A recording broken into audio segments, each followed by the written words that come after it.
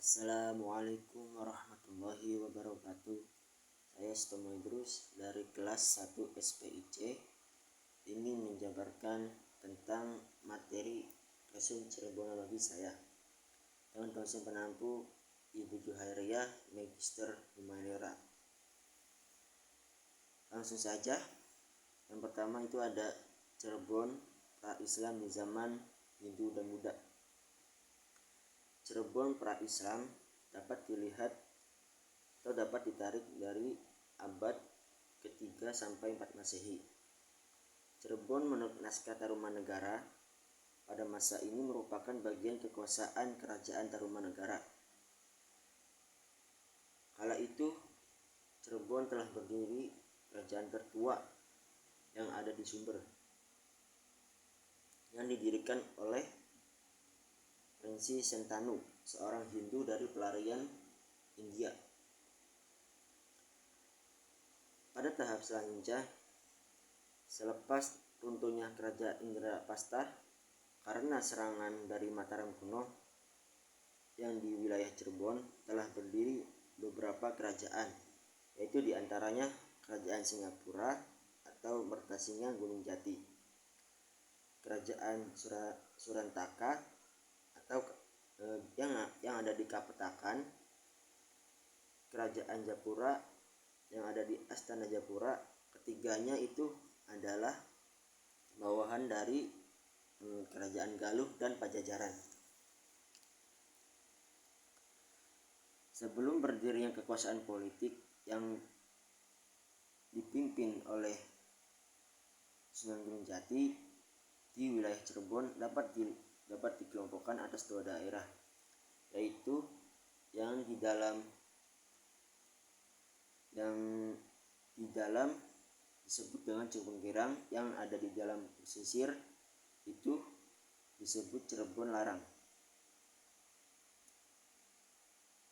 Cirebon Girang adalah sebuah daerah bernama Dukuh Pesambangan, dan Cirebon Girang adalah lemah wungkuk dari Cirebon atau Larang Dukuh. Pesambangan ini adalah jalur perdagangan yang menjadi masuknya Islam di Cirebon. Cirebon Larang mempunyai pelabuhan yang sudah ramai dan mercusuar untuk memberi petunjuk tanda labuh kepada perahu-perahu layar yang singgah di pelabuhan yang disebut Muara Jati atau sekarang disebut dengan Alas Ponda. Kebanyakan pedagang di sana adalah pedagang Islam yang singgah dan menetap di Cirebon. Para pedagang-pedagang tersebut yang menetap membangun daerah komunitas Islam di sekitar pelabuhan Muara Jati. Pada tahun 1302 atau 1389 Masehi, di pantai Pulau Jawa yang sekarang disebut Cirebon ada 3 daerah otonom. Apa saja yang ada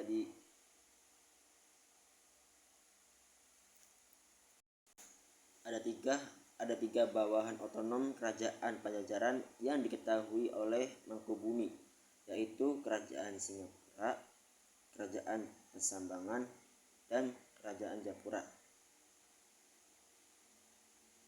Cirebon pra-Islam pada awalnya adalah sebuah daerah yang bernama Tegal Alang-Alang, yang kemudian disebut dengan Lemah Wungkuk, dan setelah itu diubah oleh Pangeran Walangsungsang dengan menjadi nama Caruban. Nama Caruban sendiri terbentuk karena wilayah Cirebon diketahui banyak beragam masyarakat. Sebutan lain dari Cirebon adalah Caruban Larang yang ada di dalam pesisir. Pada perkembangan, Caruban berubah menjadi Cirebon karena kebiasaan masyarakat sebagai nelayan yang membuat terasi dan udang dan petis, masakan yang berbahan dasarkan udang atau atau udang kecil. Yang kedua adalah adab awal pembentukan kerajaan Cirebon. Prabu Anggalarang adalah ayah dari Prabu Siliwangi yang kemudian menjadi Raja Pajajaran. Ketika Prabu Siliwangi berkuasa, daerah Cirebon mulai ramai dan didatangi oleh para pedagang dari luar Nusantara. Sekitar abad ke-15 Masehi, pelabuhan Cirebon sudah banyak didatangi oleh pedagang muslim seperti yang dikatakan Tome Pires bahwa kerajaan Sunda Pajajaran melarang pedagang muslim terlalu banyak masuk. Hingga pada ke abad 16, Cirebon berubah menjadi sebuah kerajaan Islam yang berdaulat Nusantara. Menurut sumber dari manuskrip Babad Cirebon, Purwaka Cirebon Nagai dan Negara, Kertabumi, pendiri kerajaan Cirebon, dan Sunan Gunung Jati, seorang tokoh Islam yang menjadi salah satu anggota dari Wali Songo. Dalam buku Cirebon dari kota tradisional dari kota tradisional ke kota kolonial dijelaskan adanya pembukaan lahan untuk pemukiman para pedagang muslim sebelum era Sunan Gunung Jati. Yang ketiga, ada penyebaran Islam di Cirebon. Menurut sejarah Cirebon merupakan salah satu kerajaan di Jawa Barat yang didirikan pada abad ke-15. Awal mula pembentukan kerajaan Cirebon terjadi setelah adanya percampuran suku bangsa, agama, bahasa, dan latar belakang yang berbeda di wilayah Caruban. Dari percampuran tersebut, masyarakat di Caruban mulai mengembangkan berbagai jenis pekerjaan seperti menangkap ikan, rebon, dan membuat terasi, petis, dan garam. Kemudian air bekas pembuatan tersebut menjadi sumber dari nama Cirebon yang berasal dari kata cai yang berarti air, dan rebon yang merujuk pada udang, rebon atau udang kecil. Selain itu, ada juga versi lain yang menyebutkan bahwa nama Cirebon berasal dari kata syarif yang merujuk pada keluarga kerajaan Cirebon yang berasal dari kalangan ulama terkemuka. Proses Islamisasi Cirebon terjadi melalui perjalanan spiritual Pangeran Walangsungsang, putra pertama dari Prabu Siliwangi, yang diikuti oleh adiknya Nimas Rara Santang. Mereka berdua terinspirasi untuk mencari agama Islam setelah Pangeran Walangsungsang bermimpi bertemu dengan Nabi Muhammad SAW dan diperintahkan untuk mencari agama yang dapat menyelamatkan manusia di dunia dan akhirat. Mereka kemudian meninggalkan kemewahan di kerajaan dan pergi ke hutan rimba Parahyangan, di mana Pangeran Walangsungsang bertemu dengan pendeta Buddha Siwa bernama Ki Gedeng Danur Wasih. Setelah beberapa bulan tinggal di padepokan tersebut, Pangeran Walangsungsang tertarik pada Ki Gedeng dan Danus Warsih dengan yang bernama Indang Gelis, dan akhirnya dinikahkan dengan rasa saling suka. Pangeran Walangsungsang kemudian melanjutkan perjalanannya untuk mencari ajaran Islam. Diikuti oleh Nimas Rara Santang, mereka bertemu dengan Ki Gedeng Danus Warsih yang kemudian mengurus ketiganya untuk belajar Islam kepada Syekh Nurjati yang ada di sana. Pangeran Walangsungsang dan Nimas Rara Santang juga Indah Gelis memeluk Islam dan mulai mempelajari tentang ajaran Islam, termasuk tentang tauhid, sholat, puasa, dan zakat. Setelah cukup lama belajar di padepokan Syekh Nurjati, Pangeran Walangsungsang kembali ke Cirebon dengan membawa ajaran Islam dan memperkenalkannya kepada masyarakat yang ada di sana. Pangeran Walangsungsang kemudian menjadi sosok berpengaruh dalam proses Islamisasi Cirebon dan menjadi salah satu tokoh penting dalam sejarah Islam di Jawa Barat.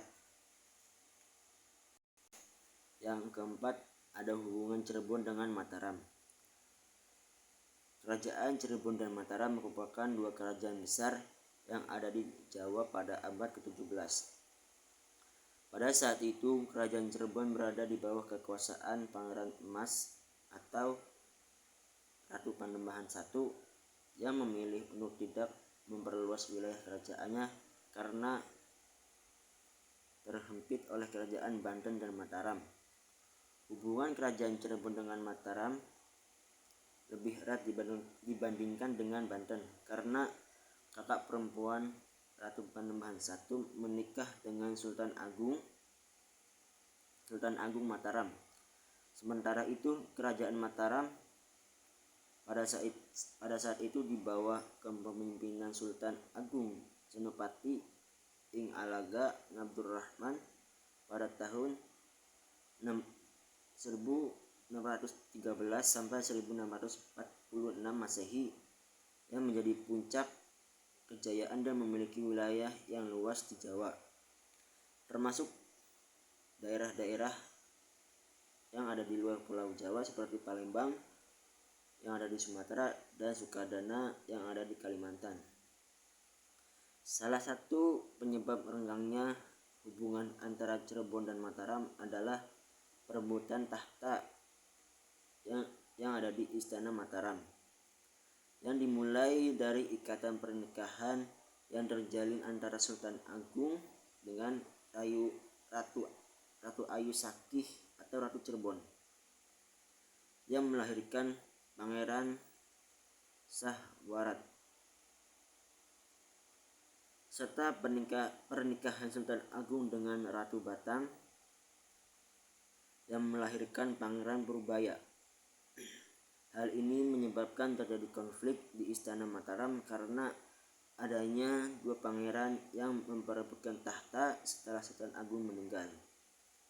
Selain itu, salah satu faktor lain yang mempengaruhi renggangnya hubungan antara Cirebon dan Mataram adalah masuknya Belanda ke Jawa pada abad ke-17 yang mengambil alih perdagangan di Jawa, yang membuat Sultan Agung harus mencari cara lain untuk menyelesaikan masalah yang terjadi di kerajaan Mataram.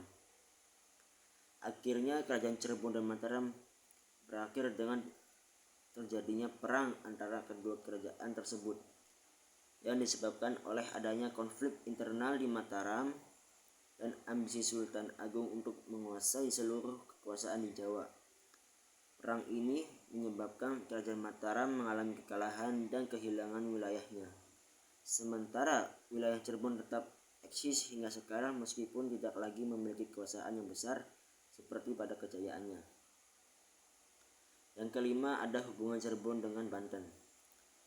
Perkembangan Sultan Cirebon dan Banten pada masa-masa berikutnya juga sangat penting untuk diketahui, seperti Pangeran Cakrabuana merupakan Raja Cirebon pertama yang memerintah dari Keraton Mangkuwati dan aktif menyebarkan agama Islam kepada penduduk Cirebon. Yang kedua, ada Sunan Gunung Jati merupakan pemimpin yang mengalami pertumbuhan dan perkembangan yang pesat pada Kesultanan Cirebon. Dia juga diyakini sebagai pendiri dinasti raja-raja Kesultanan Cirebon dan Kesultanan Banten, serta penyebar agama Islam di Jawa Barat seperti Majalengka, Kuningan, Kawali atau Galuh, Sunda Kelapa, dan Banten. Yang ketiga, ada Fathahillah atau Fadilah Khan mengisi kekosongan pemegang kekuasaan setelah Sunan Gunung Jati wafat. Yang keempat, ada Panembahan Ratu I merupakan Raja Cirebon yang memerintah pada masa pemerintahannya yang terjepit di antara kedua kekuasaan, yaitu Kesultanan Banten dan Kesultanan Mataram. Hubungan kesultanan itu selalu dalam suasana perdamaian, dan Mataram menganggap raja-raja Cirebon sebagai keturunan orang suci karena Cirebon lebih dahulu menerima Islam. Yang kelima ada Ratu Panembahan II. Ratu Panembahan II merupakan raja Cirebon yang memerintah pada masa pemerintahannya yang terjepit di antara kedua kekuasaan, yaitu Kesultanan Banten dan Kesultanan Mataram. Selanjutnya di bagian kedua antara hubungan Cirebon dengan Banten. Dengan perkembangan kerajaan Banten, pada awal berdirinya Kesultanan Banten pada abad ke-16, para penyebar Islam dari Demak dan Cirebon datang ke Muara Cibanten untuk membangun pusat kekuasaan Islam. Di masa kejayaan Banten pada abad ke-17 terjadi setelah Banten berhasil melepaskan diri dari kekuasaan Demak pada pemerintahan Raja Panembahan Yusuf. Pada masa ini Banten semakin memperluas kekuasaannya dan mengalami transisi agama dari Hindu ke Islam. Banten juga mengadopsi model kehidupan perkotaan dengan jenis peradaban yang mengacu pada penata budaya Keraton Surasoan sebagai pusat politik, ekonomi, dan sosial agama. Yang keenam ada runtuhnya Kerajaan Cirebon. Kekuatan politik Kerajaan Cirebon terpecah atau terbagi menjadi beberapa kekuatan karena adanya beberapa faktor yang mempengaruhi. Diantaranya adalah yang pertama ada perbedaan pandangan dan kepentingan. Setiap kekuatan politik di Kerajaan Cirebon mungkin memiliki pandangan dan kepentingan yang berbeda yang dapat menyebabkan terpecahnya kekuatan politik. Yang kedua ada kekuatan asing. Kekuatan asing seperti Belanda dapat mempengaruhi terpecahnya kekuatan politik di Kerajaan Cirebon dengan memanfaatkan perbedaan pandangan dan kepentingan di antara kekuasaan politik yang ada. Yang ketiga ada persaingan kekuasaan. Persaingan kekuasaan juga dapat menyebabkan terpecahnya kekuatan politik di Kerajaan Cirebon. Setiap kekuatan politik mungkin ingin mendapatkan kekuasaan dan mendominasi kebijakan kerajaan, yang dapat menyebabkan terjadinya politik dan perpecahan. Yang keempat ada faktor historis. Sejarah dan peristiwa masa lalu juga dapat mempengaruhi terpecahnya kekuatan politik di Kerajaan Cirebon. Misalnya terjadinya perang saudara atau konflik internal di masa lalu dapat membebani hubungan di antara kekuatan politik saat itu. Yang kelima ada sosial dan budaya. Faktor sosial dan budaya seperti perbedaan etnis, agama, dan kelas sosial juga dapat mempengaruhi terpecahnya kekuatan politik di Kerajaan Cirebon. Konflik ketidaksetujuan yang disebabkan oleh perbedaan sosial dan budaya dapat menyebabkan terpecahnya kekuatan politik. Itu hanya beberapa faktor yang dapat mempengaruhi terpecahnya kekuatan politik di Kerajaan Cirebon. Sebenarnya terdapat banyak faktor lain yang dapat mempengaruhi terpecahnya kekuatan politik di suatu daerah atau negara. Yang ketujuh ada Kesultanan Cirebon. Pada masa awal Kesultanan Cirebon, Kesultanan Cirebon adalah salah satu kerajaan Islam di Jawa Barat yang terbentuk pada abad ke-15. Awalnya Cirebon merupakan bagian dari kekuasaan Kerajaan Pajajaran. Pangeran Cakrabuana atau Pangeran Wadirekstang sebagai Guru Cirebon membangun Keraton Pangkuwati pada tahun 1452. Pembangunan keraton ini menunjukkan bahwa di Cirebon terdapat pemerintah daerah yang bercorak Islam. Karena Pangeran Cakrabuana telah memeluk agama Islam. Pangeran Cakrabuana kemudian menyerahkan kedudukannya kepada Sunan Jati atau keponakannya pada tahun 1479. Sunan Jati kemudian mendapat gelar Susuhunan Jati atau Susunan Cirebon. Setelah menjadi penguasa Cirebon, Sunan Jati melepaskan diri dari kerajaan Pajajaran dengan menghentikan pemberian upeti atau pajak berupa garam dan terasi. Hal ini menandakan bahwa Cirebon menjadi kerajaan Islam yang mandiri dan otonom, tidak lagi tergantung pada kekuasaan kerajaan Hindu-Buddha atau kerajaan Hindu Pajajaran. Pada tahun 1677 setelah wafatnya Ratu Panembahan II, Kesultanan Cirebon terpecah menjadi dua, yaitu Kesultanan Cirebon Utara dan Kesultanan Cirebon Selatan. Penyebab pecahnya kesultanan ini antara lain adalah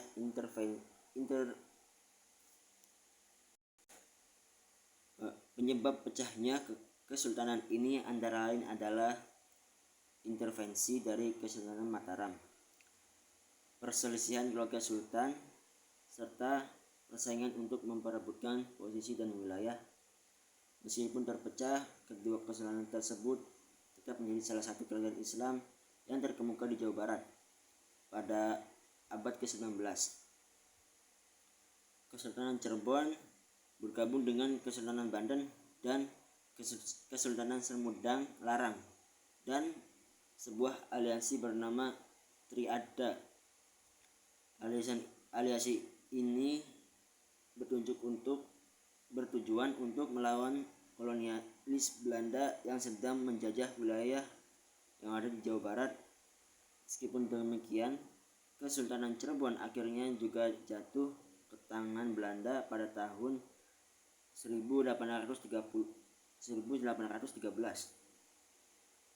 Yang ketujuh ada perlawanan rakyat Cirebon pada Perang Kedondong pada tahun 1802 sampai 1818. Gerakan perlawanan rakyat Cirebon terhadap kolonialisme Belanda terjadi pada akhir abad ke-19 hingga awal abad ke-20. Tokoh-tokoh yang terlihat dalam gerakan ini terdiri para tokoh keraton. Tokoh-tokoh yang terlibat dalam gerakan terdiri dari para tokoh keraton dan tokoh agama, juga pejabat daerah yang anti kolonial. Mereka berasal dari keluarga keraton Kasepuhan dan keraton Kanoman. Mereka mempersiapkan perang terbuka dengan cara mendirikan pesantren-pesantren sebagai basis perlawanan rakyat. Sebelum pecahnya perang Kedondong, beberapa tokoh penggerak bermusyawarah dan mencapai kesepakatan untuk melakukan perlawanan terhadap penguasa-penguasa kolonial di Cirebon, dengan tujuan untuk memulihkan kedudukan Cirebon sebagai penguasa politik dan penentu kebijakan tradisi yang bersendikan syariat Islam. Mereka juga sepakat untuk mengkonsolidasi tokoh-tokoh lain yang terlibat dalam gerakan perlawanan rakyat dan menyembunyikan identitas dengan mengganti nama asli mereka dengan nama sandi agar tidak diketahui oleh pemerintah Belanda. Dapat diketahui bahwa perlawanan tersebut dimulai dengan adanya kesepakatan antara tokoh-tokoh di wilayah Cirebon pada tanggal 27 Maret 1801 di tempat yang disebut Keraton Perjuangan atau Bayangan. Dalam pertemuan tersebut, beberapa tokoh terpilih untuk memimpin perlawanan tersebut seperti Pangeran Raja Kanoman sebagai panglima tertinggi, Pangeran Suryanegara sebagai koordinator lapangan, dan Pangeran Jayanegara sebagai penyusun strategi. Selain itu, para tokoh juga mengganti nama-nama mereka dengan nama-nama sandi untuk menyamar. Gerakan perlawanan tersebut kemudian dimulai dengan adanya huru-hara di wilayah Cirebon pada tahun 1802 dengan target pertama yang menyerang orang-orang Cina yang dianggap sebagai penyewa tanah yang merugikan rakyat. Selain itu, gerakan perlawanan juga dilakukan dengan menyerbu gudang penyimpanan harta benda dan makanan yang merupakan hasil dari pajak-pajak yang dikenakan kepada rakyat. Perlawanan tersebut mengakibatkan pemerintah kolonial mengalami kerugian besar dan mengancam posisinya sebagai penguasa wilayah Cirebon. Namun, perlawanan tersebut tidak berlangsung lama karena terjadi perjanjian damai antara pemerintah kolonial dengan tokoh-tokoh perlawanan. Selanjutnya ada Kerajaan Cirebon di bawah VOC.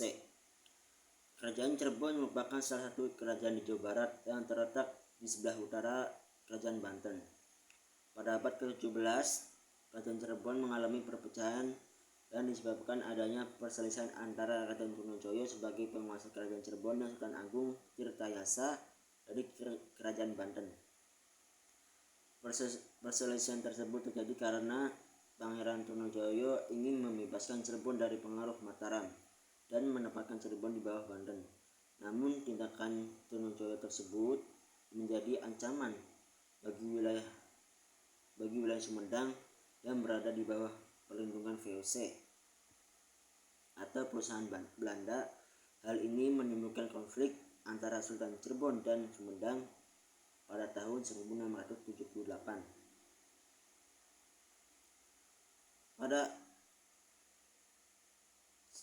tahun selanjutnya, VOC kemudian melakukan upaya perdamaian antara belah pihak dengan mengeluarkan beberapa kesepakatan dalam kontrak yang dibuat pada tahun 1681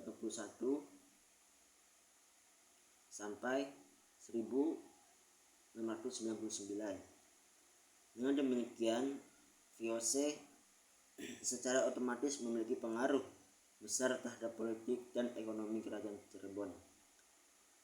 Setelah perjanjian tersebut, pada tanggal 7 Januari 1681,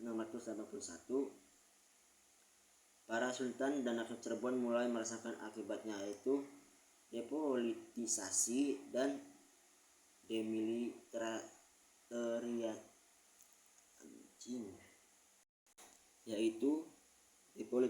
dan demilitarisasi pada Sultan Cirebon.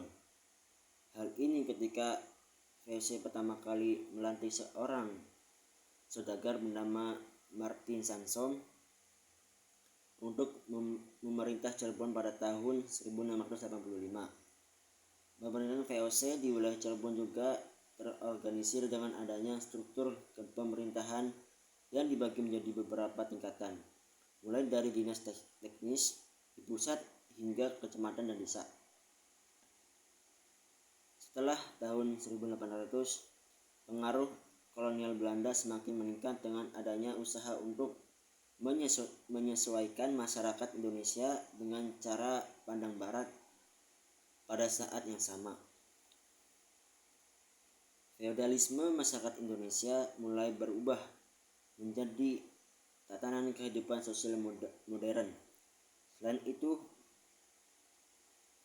juga menyebutkan tentang pergantian Sultan Cirebon setelah wafatnya Sultan Anom I pada tahun 1723 dengan pemberian tahta kepada Sultan Anom Muhammad Khairuddin dan Raja Adipati Kaprabonan, serta kemudian Sultan Anom II atau Sultan Anom Khairuddin dan Raja Kanoman. Setelah itu, Raja Kanoman adalah putra dari Sultan Anom II dan mendirikan kejayaan atau kerajaan baru yang bernama Kacirebonan. Pemerintah Belanda di Kerajaan Cirebon dimulai pada tahun 1681 ketika Kerajaan Cirebon meminta bantuan kepada VOC dalam menyelesaikan masalah internal yang dihadapinya. Dalam perjanjian yang dibuat pada tahun tersebut, VOC memiliki pengaruh yang cukup besar setelah politik dan ekonomi Kerajaan Cirebon. Dan selanjutnya ada kondisi Cirebon di bawah pemerintah Belanda. Dapat diketahui bahwa di wilayah Cirebon terjadi pergolakan sosial politik dan disebabkan oleh campur tangan kompeni VOC dan kemudian pemerintah Belanda. Tersebut dimulai dengan keikutcampuran VOC dalam pemilihan Sultan di Cirebon yang menyebabkan kerancuan pemerintah dan kemarahan rakyat pada akhirnya. Pada tahun 1799, kompeni VOC dihancurkan dan terjadi perdamaian antara kompeni dan pribumi dengan penghentian eksploitasi ekonomi dan campur tangan ke dalam Kesultanan Cirebon. Setelah itu pada tahun 1808 hingga 1942 VOC diambil alih oleh pemerintah Belanda dan Cirebon menjadi bagian pemerintah kolonial Belanda. Pada pemerintahan Belanda terjadi perombakan sistem pemerintahan untuk efisiensi administrasi dan mengakibatkan adanya militarisasi pemerintahan di Jawa tersebut di Cirebon. Pada zaman ini, Sultan dan Bupati Cirebon memiliki kedudukan rangkap sebagai dan pemimpin tradisional dan juga memiliki kepangkatan militer sesuai dengan gelar yang mereka miliki. Selain itu juga pergeseran dari sistem feodal ke sistem administratif dengan adanya pembagian wilayah di Cirebon menjadi beberapa distrik yang dipimpin oleh seorang kepala distrik. Namun pada tahun 1920-an terjadi pergerakan nasionalis yang mengusulkan adanya pembagian wilayah menjadi beberapa regensi atau kabupaten yang lebih kecil dan terpusat di ibu kota. Perubahan tersebut kemudian dilakukan pada tahun 1942 setelah Indonesia merdeka. Dan selanjutnya ada sejarah masuknya Jepang di Cirebon. Jepang masuk ke Indonesia pada tahun 1942 setelah Jepang mengalahkan Belanda dalam Perang Dunia II. Pada awalnya masyarakat Indonesia menerima keadaan Jepang dengan senang hati. Namun mereka diyakini sebagai pembebas dan penjajah Belanda yang telah berlangsung selama lebih dari 3 abad. Masyarakat Indonesia terpengaruh oleh propaganda Jepang yang menjadikan kemakmuran bersama Asia Timur Raya dan keberanian Jepang dalam mengalahkan Belanda dengan cepat yang membuat mereka dianggap sebagai pahlawan. Namun kehadirannya Jepang di Indonesia tidak berlangsung seperti yang diharapkan. Jepang tidak hanya memerintah Indonesia dengan kekerasan, tapi juga memaksakan budaya dan ideologi mereka kepada masyarakat Indonesia. Banyak orang Indonesia yang terpaksa memaksakan diri untuk menerima kehadiran Jepang, meskipun mereka tidak setuju dengan kebijakan-kebijakan yang diterapkan oleh Jepang. Pada akhirnya kehadiran Jepang di Indonesia ditentang oleh banyak pihak, terutama oleh pemerintah. Sementara Indonesia yang terbentuk setelah Jepang menyerah pada tanggal 15 Agustus 1945. Setelah Jepang menyerah, Indonesia meraih kemerdekaan dan Jepang dilarang untuk kembali ke Indonesia. Seperti ada beberapa dampak yang ditimbulkan terhadap ekonomi Cirebon akibat kehadiran Jepang di Indonesia.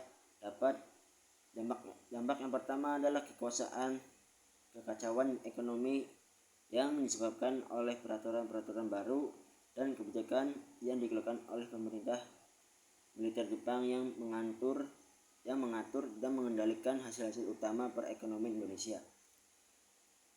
Dampak kedua adalah pemberlakuan aturan wajib serah padi yang memaksakan petani Cirebon untuk menjual sejumlah kuota tertentu dari produksi padi kepada pemerintah dengan harga yang telah ditentukan. Dampak yang ketiga adalah kebijakan pengumpulan uang yang dipaksakan kepada masyarakat Cirebon adalah dengan dalih memberikan kemerdekaan, padahal sebenarnya uang tersebut akan diserahkan kepada pemerintah Jepang yang ada di Tokyo untuk membeli pesawat. Dampak yang keempat adalah pemerasan terhadap tenaga rakyat Cirebon melalui kegiatan kerja paksa atau romusa yang tidak diberi jaminan makanan atau upah.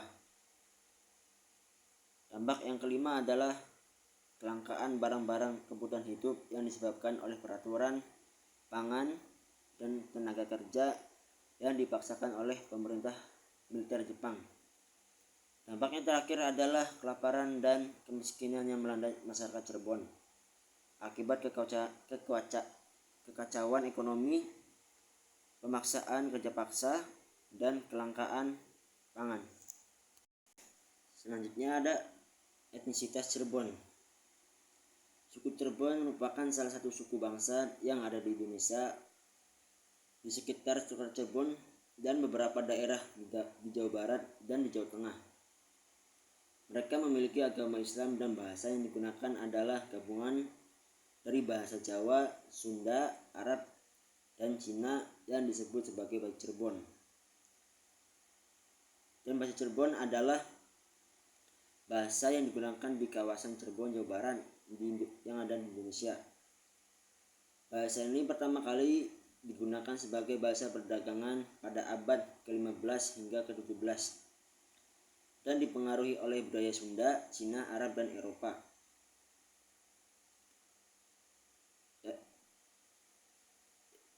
Yang selanjutnya ada kesenian Cirebon terdiri dari beberapa jenis, diantaranya tari topeng, sintren, gembyung, dan lukisan kaca. Tari topeng adalah tarian tradisional yang dimainkan dengan menggunakan topeng. Tari ini diciptakan oleh Sunan Gunjati, Sunan Cirebon yang terkenal. Sintren merupakan tarian yang dimainkan oleh wanita muda belia yang belum bersuami dengan cara diikat dengan tali tambang dan dimasukkan ke dalam sebuah carangan. Seni gembyung merupakan peninggalan para wali Cirebon yang digunakan sebagai media untuk menyebarkan Islam. Lukisan kaca adalah salah satu kesenian peninggalan Kerajaan Cirebon yang merupakan hasil kreasi dari seniman-seniman Cirebon yang menggabungkan unsur-unsur Islam dan Hindu. Selanjutnya ada keberagaman budaya yang ada di wilayah Cirebon. Di wilayah Cirebon ada beberapa kegiatan yang diantaranya adalah kliwonan, tradisi suraan, tradisi saparan, panjang jimat, dan miludan. Kliwonan adalah peninggalan di Jawa yang merupakan hari spesial yang dilaksanakan setiap malam Jumat di kalender Aboge.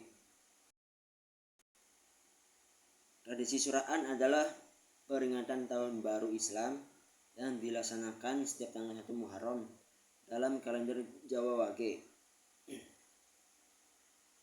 Tradisi saparan adalah tradisi memanjatkan doa, tolak bala, dan pembagian kuliner tradisional khas Cirebon yang dilakukan setiap hari Rabu terakhir di bulan Safar atau Rabu Wekasan. Tradisi panjang jimat adalah tradisi yang merupakan bentuk perwujudan dari Islam yang mengandung kepercayaan, pengetahuan norma, dan nilai-nilai agama Islam. Tradisi miludan adalah bentuk penghormatan pada Nabi Muhammad SAW yang berlangsung secara turun-temurun di kerajaan Kaciburunan. Tradisi Rajaban merupakan sebuah acara yang dilakukan di Keraton Kanoman untuk memperingati Isra Mi'raj yang merupakan awalnya diperingati oleh Wali Songo termasuk Sunan Gunjati. Yang kedua ada tradisi Gerebek Syawal. Tradisi tersebut adalah ritual yang dilakukan pada bulan Syawal di Keraton Kanoman. Ritual ini berisi pengakuan terhadap silsilah para leluhur dan perhelatan atau pesta yang berisi doa kepada raja-raja Cirebon, khususnya raja-raja Kesultanan. Tradisi sedekah bumi adalah sebuah ritual yang dilakukan pada bulan Kapit sebagai ekspresi syukur atas keselamatan dan rezeki yang melimpah. Ketiga adalah tradisi Grebek Agung.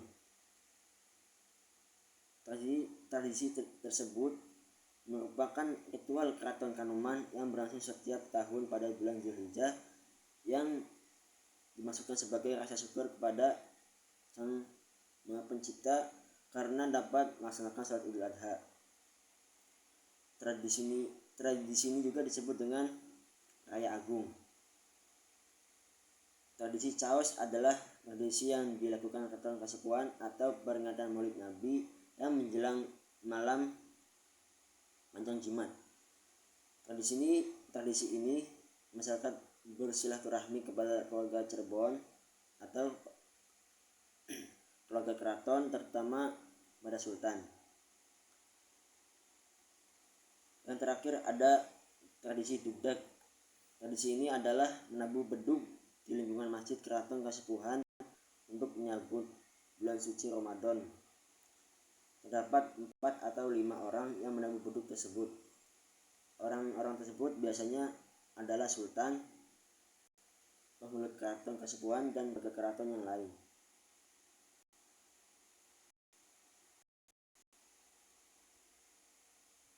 Yang terakhir ada alkulturasi budaya di Cirebon. Alkulturasi memiliki beberapa bentuk, diantaranya adalah substitusi, sinkretisme, adhesion, dekulturation, originasi, dan rejection. Di Cirebon juga dapat kereta kencana Singau Barong, sebuah kendaraan kisaran raja yang dihiasi dengan makhluk hibriditas hasil akulturasi budaya Jawa dan Tiongkok.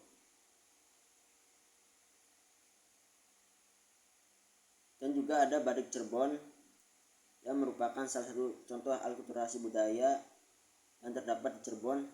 Motif batik tersebut yang paling terkenal adalah motif Megamendung yang merupakan hasil akulturasi antara budaya Jawa dengan budaya Tiongkok yang kemudian dikembangkan oleh para seniman Cirebon sesuai dengan budaya setempat yang bercorakkan Islam. Ada jenis-jenis batik Cirebon yaitu batik keratonan, batik pesisiran, dan batik pedalaman. Yang terakhir ada Gua Sunyaragi. Gua tersebut terletak di kota Cirebon.